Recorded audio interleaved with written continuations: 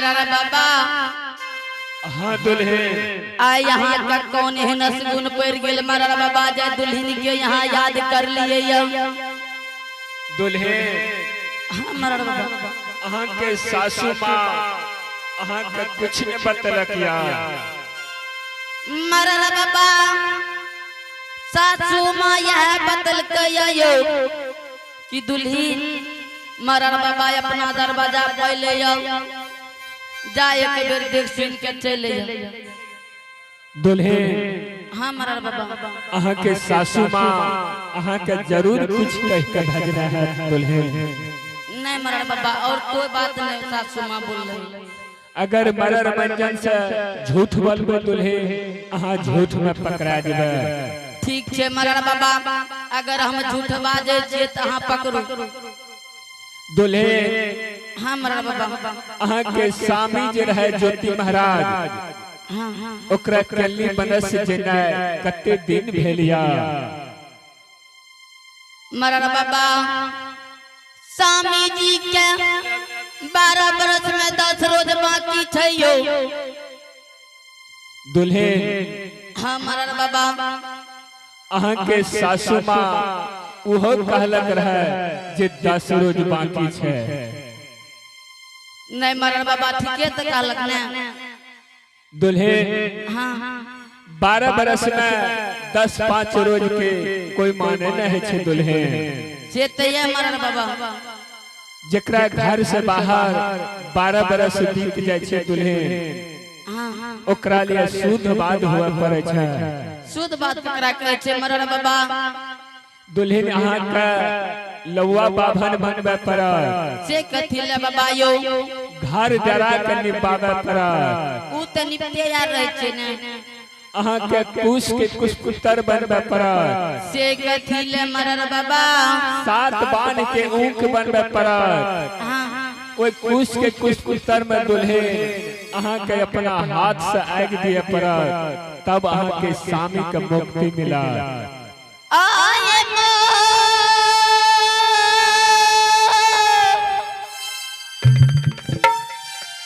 महाराज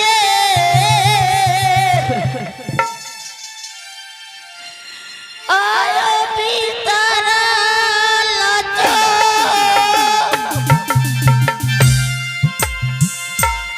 आयो याद पार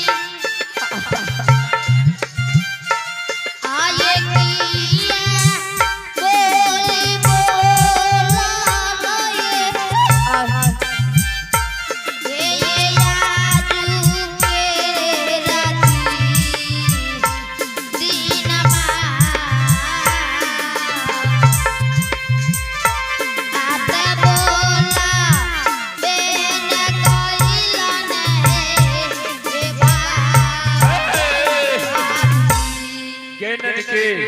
हाँ मरण बाबा हे के बरकी माई का जो। और आइए आप हैं संत शिरोमणि तिलू राज जानवी यादव, स्थानीय निवासी बरेना के वासी हैं। इन्होंने शानदार भगवान के दरबार में 51 रुपए दान किए हैं। और आप हैं संत शिरोमणि शिवम कुमार और सुदम कुमार, इन्होंने शानदार भगवान के दरबार में 51 रुपए नवाजे हैं। और आप हैं संत शिरोमणि दिव्यांशु राज और समीक्षा राज आनंद विहार वार्ड नंबर 2 के, जो कि मधेपुरा वासी हैं। इन्होंने शानदार भगवान के दरबार में 1 से 1 रुपए से दान किए हैं। इन दाने के लिए भगवान की ओर से इनके घर में विद्या के भंडार होंगे और धन संपत्ति के अपार होंगे। जय हिंद जय भारत। दान करबो तकल जवनिया में एहो, दान करबो तकल जवनिया में नते चचरी पाचर मगनिया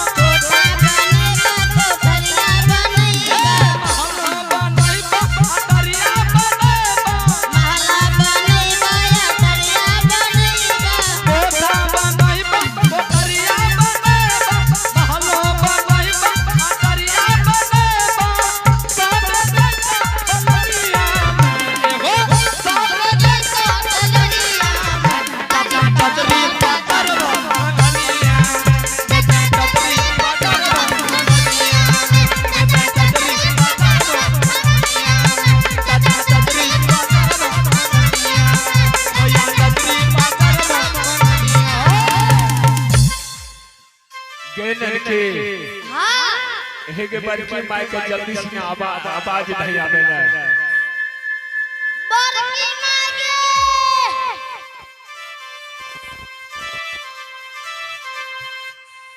गेलुरिया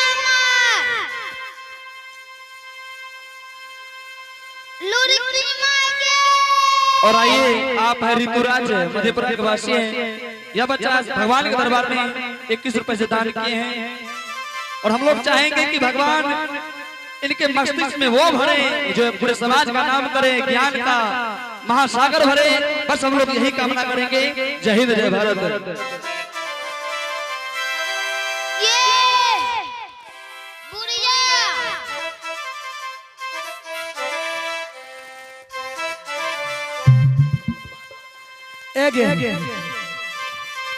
एको जरा हम सांस लै छे कि पट से न कहले छे गे बरकी माई गे बरकी माई दम ने लिया देबे हमरा की भेले से की भेले मरर बाबू की कहल ए गे बरकी माई तखा दली मरर बाबू तखा दली चिकरे रो और पुतो पूरा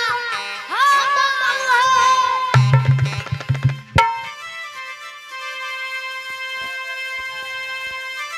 कन्या कथी लेता ने छे माजी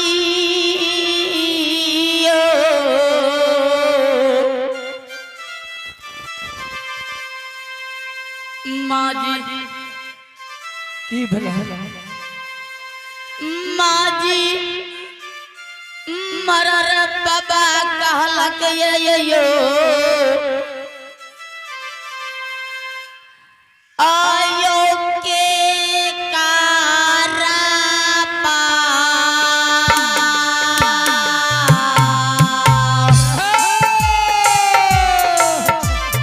ए सासु माँ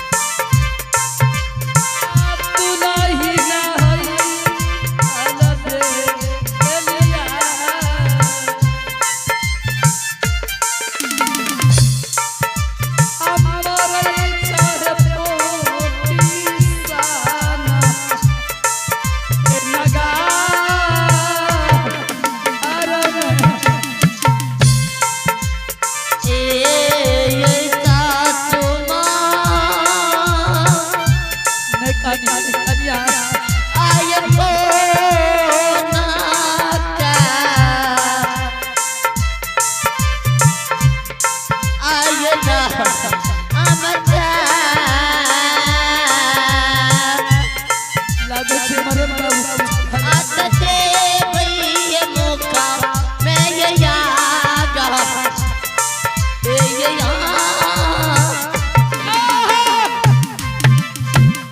कन्या मरर बाबू कुछ खल खया हम पूछे छे मरर बाबू का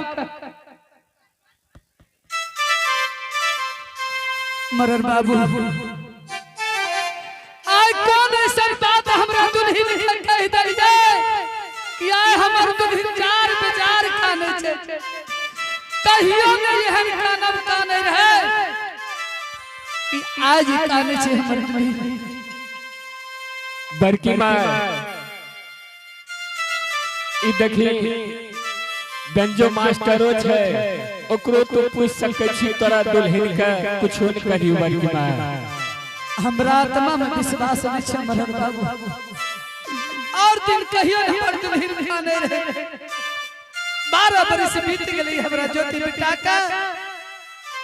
एक सांझ खलकै एक सांझ ब्राह्मण के खिला के रहलै ये बेचारी आ या उजार बाजार काने छे जरूर कुछ कहला मरर बाबू बड़की माँ हमरा लागे छे जे तोरा दुओ ससुर तो का काने के आदत भ गेलै ई कोन आदत छे मरर बाबू दुख सुख जखनी आदमी के याद आवे छे आत्मा वही घड़ी कल्पै छे कहे छियो ने हम कुछो न कहलियो ना जरूर कुछ कहला कुछ न कुछ जरूर कहला बड़की माँ तोरा दुल्हन के कहलियो जे दुल्हन अहाँ के सामने जे रहे ज्योति महाराज ओकरा कल्ली बनस जेना कते दिन भेलिया ई कोनो छोटका बात पूछला ई त बहुत बड़का बात भले बहुत बड़का आय देखियो जय दुल्हन के पति 1 महीना 2 महीना खातिर दिल्ली पंजाब चल जाय छे आ टाइम नहीं पूरे छे हे हो मरर बाबू कल हला कहिया हेतै हमरा दुल्हन के 12 बरस बीत गेलैया कहियो बेचारी भर नैन पति के नहीं देखल कैया आज तू पति के याद दिला दिला केना ने बेचारी कांते उत मुर्दा समाज छे अच्छा बड़की माँ इतना टा बात पूछने से कोनो गजब बात छिया कोनो बात नहीं छे लेकिन ई बड़का बात छे फिर वह बात कहे छी औरत के आत्मा गवाही दे कि कोन बड़का बात छी ओना दू सटका दू चमेटा मार लेबा ओकर चोट नहीं लागे छे जत्ते चोट स्वामी के लागे छे आय बड़ काने छे देखलिए हमरा दुल्हन का बड़की माँ की तोरा दुल्हन के देखबो तू त जेहन सब निकाल दे छी जे हमरो सोचे पड़े छै नहीं देखलिए क्या छरी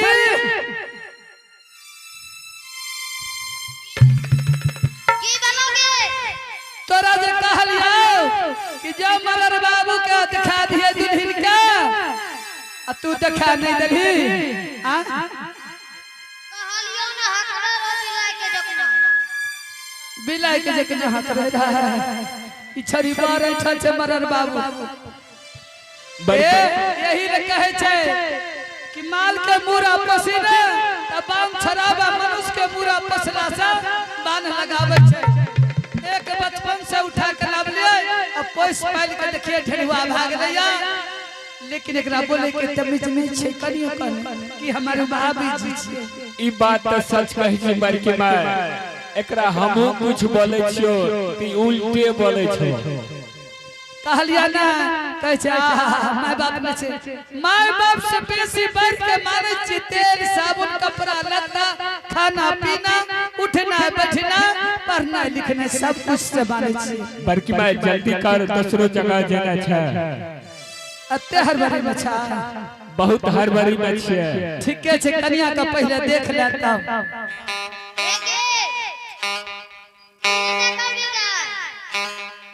हमें नहीं देखेबे तू देखेबी तखनी से नहीं देखली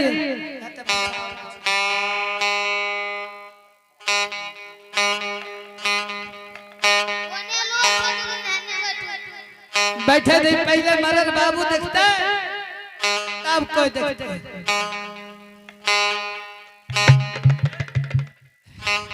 खुश रह दुल्हन खुश रह।